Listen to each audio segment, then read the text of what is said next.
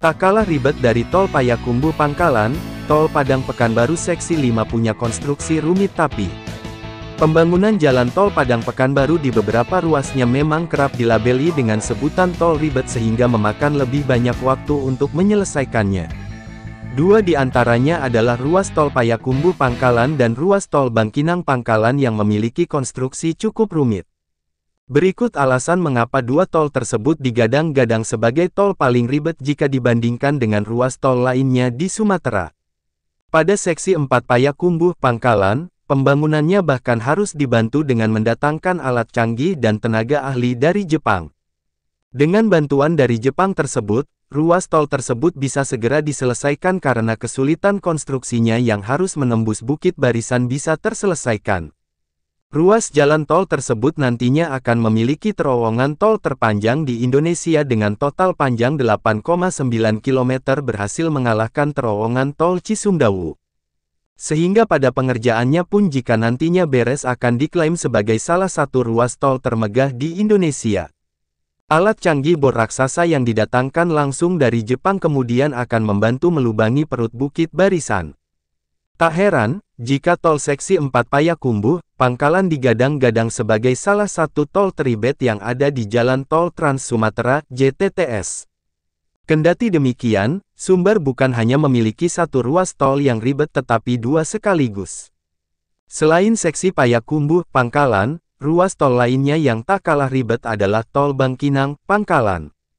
Tol seksi 5 yang merupakan bagian dari Tol Padang Pekanbaru ini juga dinilai memiliki konstruksi yang ribet. Dengan panjang total 24,7 km, menjadikan ruas tol tersebut sebagai salah satu jalan tol yang cukup dinantikan masyarakat Sumbar dan sekitarnya. Mengingat untuk menyambungkan ruas tol Sumbar dengan provinsi tetangganya yakni Riau, memerlukan dana tak sedikit. Investasi yang besar harus digelontorkan demi pembangunan ruas tol ini karena kondisi geografis letak tol ini yang kompleks. Selain itu, pekerjaan ekstra juga diperlukan dalam membangun tol ruas ini jika dibandingkan dengan ruas tol lainnya di JTTS. Meski tak memiliki terowongan tol seperti Tol Payakumbuh Pangkalan, Tol Pangkalan Bangkinang juga tak kalah indah. Jalan Padang Pekanbaru Seksi 5 ini tetap menyuguhkan pemandangan alam yang cantik karena dibangun di atas lembah. Jalan tol ini bahkan dilengkapi dengan jembatan layang, tepatnya berada di ruas Bangkinang Koto Kampar. Teknologi canggih juga ditanamkan pada pembangunan jalan tol ini yakni penggunaan teknologi LED Rubber Bearing (LRB) atau bantalan karet inti timbal yang berperan untuk meningkatkan ketahanan struktur jembatan.